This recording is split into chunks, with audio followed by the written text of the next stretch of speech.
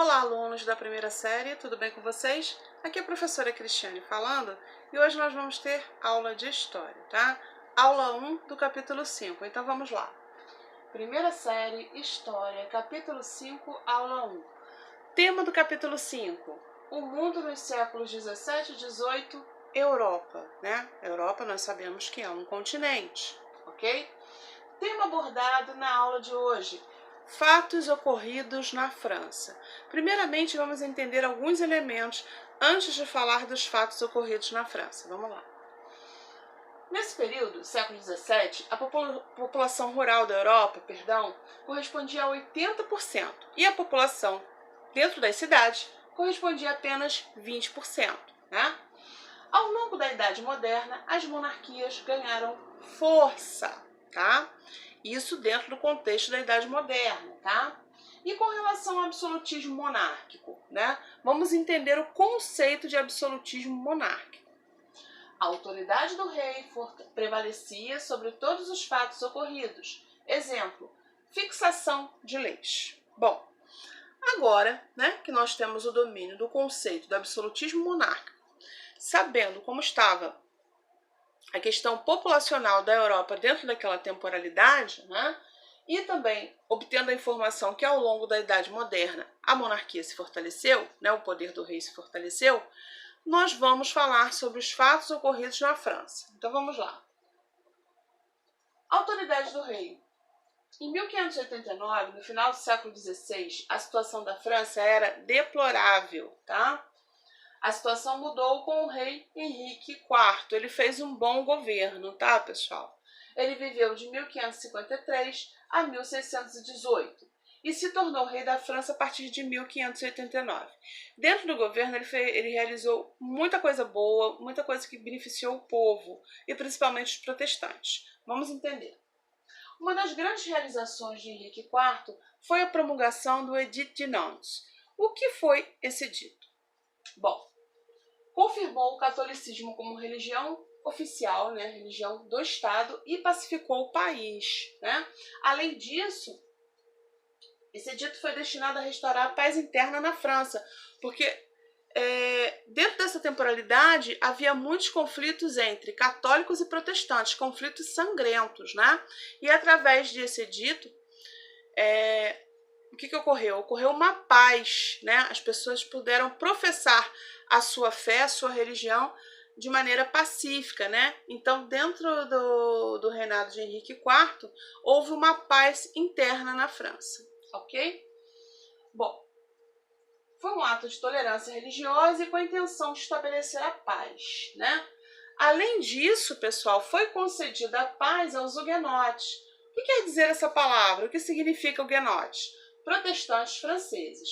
Então, podemos entender que através dessa lei, né, o catolicismo torna-se religião oficial do Estado, né, do país. Porém, os protestantes poderiam professar a sua fé, exercer a sua fé em paz, tá? Então, houve uma tolerância religiosa, né, ocorreu uma tolerância religiosa, e tanto os católicos quanto os protestantes pararam de lutar, pararam de brigar e puderam professar a sua paz de maneira tranquila, ok? Então, houve um respeito às diferentes religiões dentro dessa temporalidade, tá? Mas aí, o que acontece? A economia do reino recuperou-se devido às políticas por ele implantadas pelo rei Henrique IV, né? Construiu estradas, canais e pontes. Então, ele fez uma boa administração, ele fez um bom governo, mas Henrique IV morreu, né? E quem assume o trono? A sua segunda esposa, chamada Maria de Médici, tá? E aí o que acontece? Ela, como não tinha muita prática, né, precisou ser auxiliada, né, precisou ser orientada. E o que ela fez? Porém, a política de Maria de Médici gerou descontentamentos. Ela errou ao tentar fortalecer o poder da monarquia.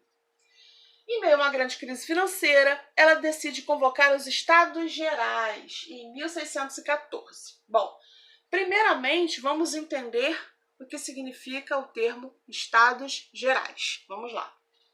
Era um órgão político de caráter consultativo e deliberativo, constituído por representantes das 3 ordens sociais da época, tá, pessoal? clero, primeiro estado, nobreza, segundo estado e povo, terceiro estado, ok? Os Estados Gerais aconselhavam o rei em algumas de suas decisões. Bom, já entendemos o conceito de Estados Gerais, mas o que aconteceu dentro dessa convocação dos Estados Gerais em 1614, né? Convocado por Maria de Médici. Vamos lá. Durante a convocação dos Estados Gerais, quem se destacou foi um representante do clero, o bispo Richelieu.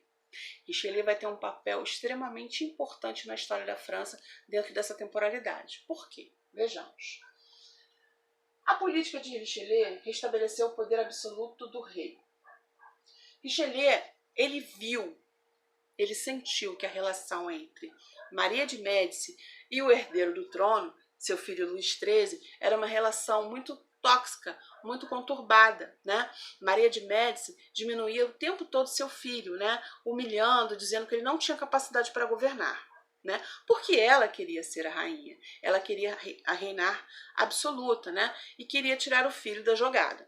Então, Richelieu, percebendo isso, o que ele fez? Ele se aliou ao herdeiro, a Luís XIII, né? E com as suas estratégias e com a sua inteligência, ele conseguiu tirar Maria de Médici do poder e ajudou Luís XIII a dar um golpe de Estado. Vejamos. E aí, né? Em 1617, Luís XIII dá um golpe de Estado e toma o poder. Luís XIII assumiu o trono da França em meio a uma desordem generalizada. Aí o que aconteceu, pessoal? Richelieu tornou-se, né, o braço direito de Luís XIII, né? Tornou-se primeiro-ministro. Maria de Médici foi exilada, né? E o que Richelieu fez? Quais foram as atitudes, as primeiras atitudes de Richelieu para fortalecer a sua posição e o poder do rei? Desculpe. Fortaleceu o absolutismo na França, né? Teve participação decisiva para a expulsão da rainha-mãe, no caso a Maria de Médici, porque ela atrapalhava Luís XIII e seu filho, e atrapalhava também Richelieu, né?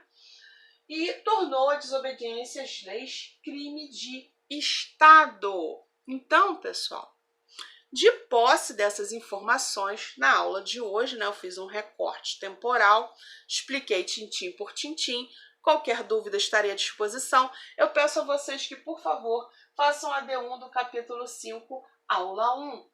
Explique com as próprias palavras qual era o objetivo do Edito de Nantes, ok? E com relação aos exercícios? Exercício número 9, página 26, questões 1, 2 e 3, tá? Pessoal, eu vou ficando por aqui e peço a vocês mais uma vez, tá? Façam o trabalho com seriedade, porque esse trabalho vale nota, né? A D1, a D2, a D3 e a D4, elas são somadas, tá? Todas têm peso, todas têm valor, tá? Então, por favor, levem um trabalho com seriedade. Se escreverem, caneta azul ou preta, folha de caderno separada, bem legível, letra bem legível, tá? Se quiserem digitar, beleza, tá bom? Pessoal, eu vou ficando por aqui. Um forte abraço, fiquem com Deus e até a próxima aula.